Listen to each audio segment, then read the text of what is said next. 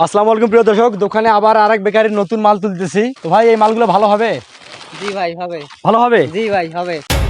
এই বাচ্চারা এদিকে আসো তো, এইদিকে আসো, খুলে দাও তো।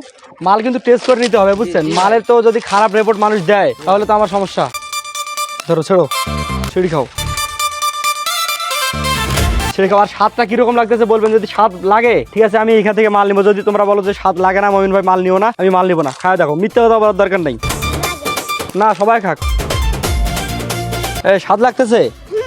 স্বাদ লাগতেছে? হ্যাঁ, খাই নাই তুই। দেখো, টেস্ট করে দেখো। দেখি, আমি একটা দেখি। আপনি কিছু খান না, খালি তো বিশ্বাস করবে না যে মাল ভেজাল আছে কি কি আছে। তো মাল ক্লিয়ার আছে নাকি? মাল ভালো আছে নাকি?